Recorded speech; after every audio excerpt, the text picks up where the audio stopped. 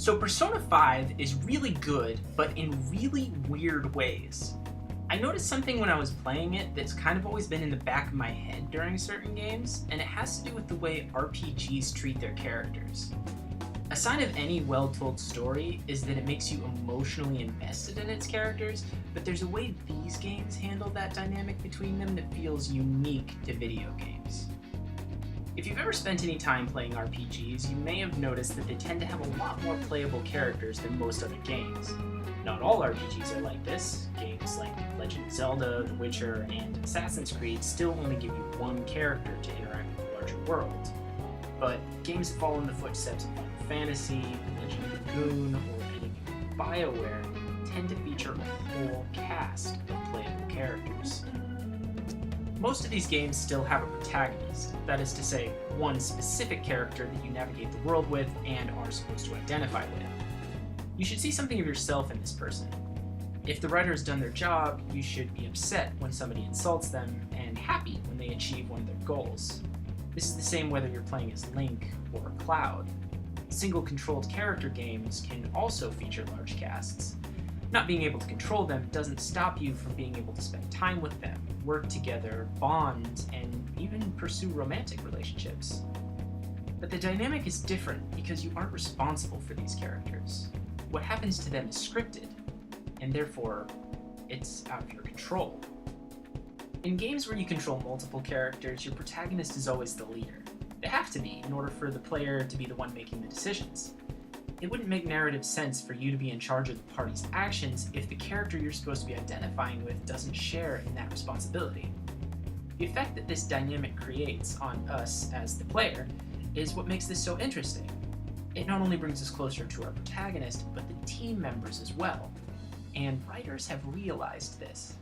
That's why everyone in the Mass Effect universe thinks Shepard is the coolest cat ever to put on a pair of space boots. Captain on deck! Has he always been like this? Shepard is saving the galaxy. You have to forgive a few eccentricities. It's very enthusiastic. It is impressive. We should record this and broadcast it for the Reapers. They'll either run away, melt down, or fall in love. These characters look to the protagonist and vicariously to you for advice and leadership. By putting the player in this role, we can't help but form attachments to the people we're responsible for, and there's science to back this up.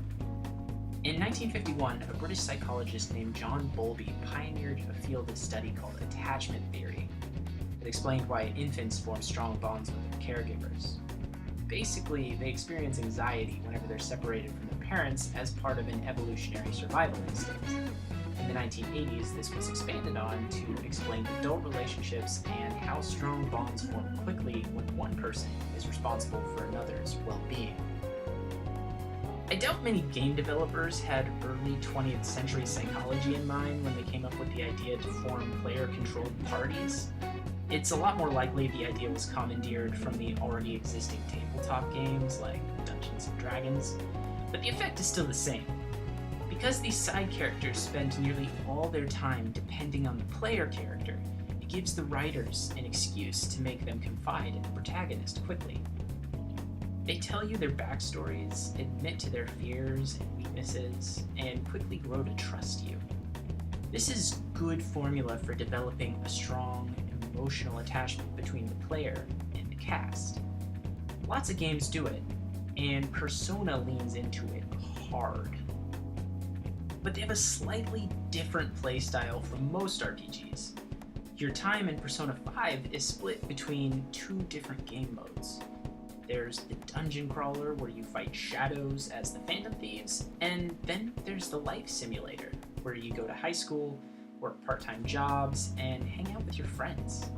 So not only do you get a cast of characters to fight alongside you in the metaverse, each one of them gets new abilities based on how much time you spend with them in the real world too. And the only way to rank up your confidants is to help them work through real life problems and learn about who they are as people. Now, none of them are especially unique in the grand scheme of things. Ryuji is a little bit of a hot-headed thug, but he likes running track, and he gets outraged when he sees people being mistreated. Anne is a fun-loving hot girl who is isolated from her peers because of her looks, except for her one friend Shiho, who she values above everything and everyone else. Yusuke is an eccentric artist, Makoto is perfect, Haru is nice, and Koro Akechi is light Yagami. Light.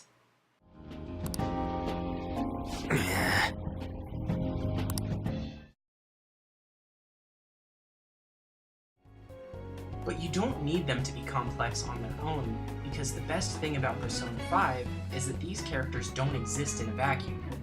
You're their leader, but you aren't the only thing going on in their lives. They spend time with each other when you aren't around, take on missions that you aren't a part of, and even have histories with each other from before your character moved to town. Ryuji and Anne have known each other since they were kids, but they were never really friends before the game began. Some of the most immersive dialogue happens in the group text when your teammates are making jokes about each other and your character just isn't even involved. They feel like a real group of friends that would go out of their way to help each other, and playing the game makes you feel like you're a part of that. And this is what makes Persona 5 special. It isn't the story, the design, the gameplay, or even the incredible soundtrack. It's the community that it builds around you as the player. I felt so genuinely invested in my team that when I turned the game off, I was really sad that I wouldn't be able to spend any more time with them. There's an addictive sense of purpose and belonging that couldn't be achieved in a game that only gives you one character. So what does this say about me and the others who enjoy games like this so much? Is it just that we're sad and lonely? Or is there something more to it? Maybe it has something to do with the growing sense of isolation that comes with life in the 21st century. As online connectivity goes up and it becomes easier to communicate with anyone, anywhere in the world, we grow more starved for a tribal sense of communal belonging. Or maybe I'm just a video game nerd who doesn't know what the hell he's talking about. You tell me. You're welcome to contact me through my website at codydcampbell.com, where you can also read some of my stories and get information about my upcoming novel, Sanctuary. Or you can follow me on Twitter at Cody Campbell. If you want to see more videos like this, please leave a like and subscribe. Thanks for watching.